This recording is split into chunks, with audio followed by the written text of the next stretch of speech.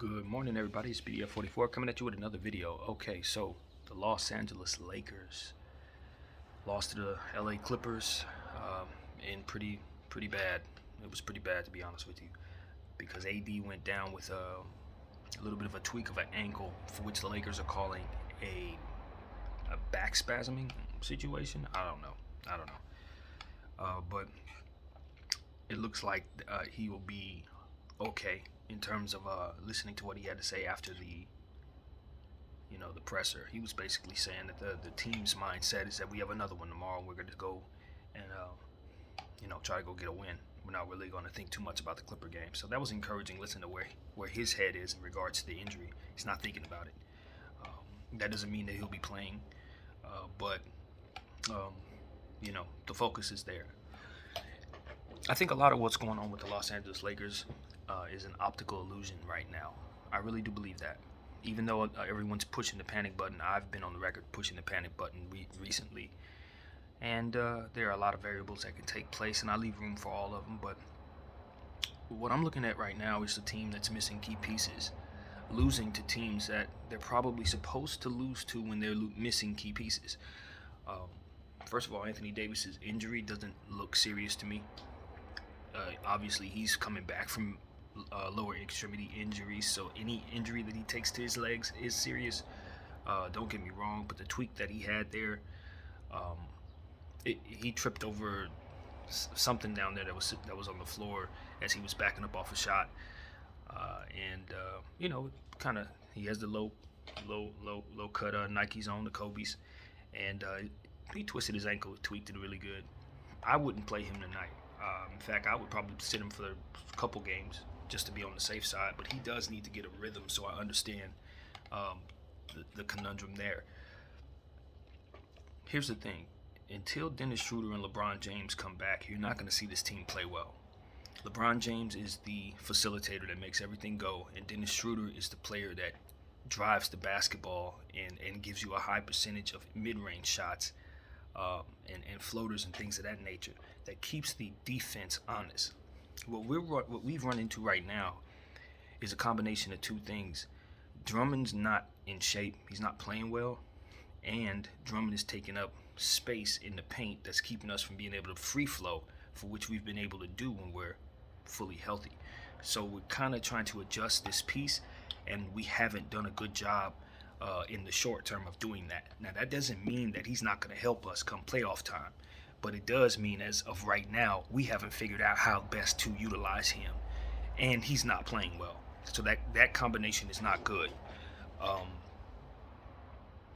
I think the Lakers should try to figure out, now Marc Gasol is well rested, highly motivated, because he probably feels disrespected, and still hungry because he wants to continue winning.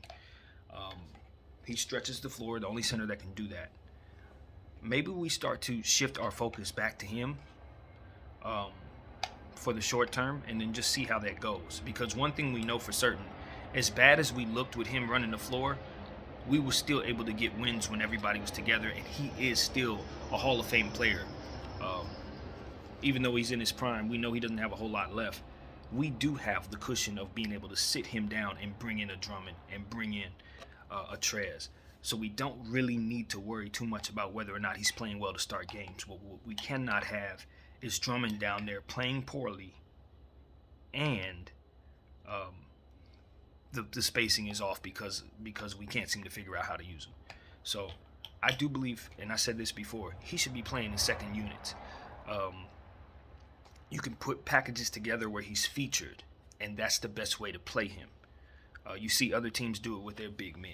They don't need to have the biggest roles in the world, but they do need to be featured in order to get the best out of them. So you make sure that you do that, particularly when AD and LeBron James are not going to be on the floor.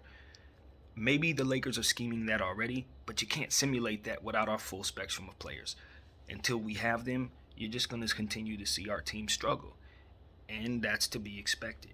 So seeding at this point has become more important because this field is playing better than we were hoping they would. You're starting to see players near the bottom where the play-in, circumstances are, playing better than they had been in the past. Your Memphises, your Portlands, Golden State. Those teams are playing well. So, that's concerning if you're the Lakers. But as far as losing to the Clippers last night, you're supposed to lose to the Clippers last night. They're a better team than you right now, and you're missing very, very important pieces that you haven't been missing for long. So that means you have to get used to those players being outside of the lineup and other players having to, take on other roles because of it. So this is par for the course. Like I said, a lot of what's going on with the Lakers, it looks bad, but you're not seeing what's actually there because you got key pieces who are out. And Dennis Schroeder, unlike AD and LeBron, he's not hurt. You know what I'm saying? He's not injured. He's dealing with the COVID situation. So hopefully he's somewhere on a treadmill, running, shooting, and doing all the things that he needs to do to stay in shape. And when we get him back, you'll start to see things fall in place, assuming that he plays better than he did when we last saw him because he was in somewhat of a slump. But I think he'll snap out of that. Schroeder's a pro. He's a highly talented player. We've seen him at his best. We just need to get him back. So he'll be back when he gets back, I would assume within the next couple games. Braun, same thing. He's working his way back. He's taking his time. He sees what's going on, and he understands that he's the glue that makes this all work. A lot of what we're seeing is players trying to make something out of nothing because we don't have that facilitator down there to help along. Once he gets back, once again, you'll see things fall into place. And this is also why you may want to play Marc Gasol a little more. He can facilitate. We're lacking in playmaking out there. He thinks make players better himself. So this coaching staff may want to take a look at utilizing him for that reason as well. Because we've gone through long stretches without scoring. And it's not because we don't have weapons. It's because we don't have players setting those weapons up. As I've preached many times in most of my videos. But it is what it is, man. The Lakers are going to have to figure these things out. Now we're going to see the coaching staff have to really shine here. Because this isn't really about whether or not you have your full spectrum of players. It's about how quickly you can make the players that you do have play well together. And it's not much of an excuse anymore for us to not have key lineups to go to when we don't have our big players. Because we've had roster issues over the last month and a half. Now it's time to see if the plans that they've had in place for those circumstances can start to begin to work. And so far, so bad. So it's on the coaching staff at this point to show us that, hey, weather the dang storm, man. We should not be struggling as bad as we are. We have enough talent on this team to play better than we do. Championship players who've already won, who have a lot of heart, who should be able to show us something. I'm looking at Caruso. I'm looking at KCP. I'm looking at Morris. I'm looking at Gasol. I'm looking at these players. I'm saying, yo, all of you guys, y'all got championships. Y'all won something. So it's time for y'all to step up and show us that you've gained that and have that edge over the others that you go up against. And that's what I'm gonna be looking for over the next several games. Those players need to come out and give us some heart, man. Come out and have some urgency. And our coaching staff have to press the right buttons with our roster to assure that's possible.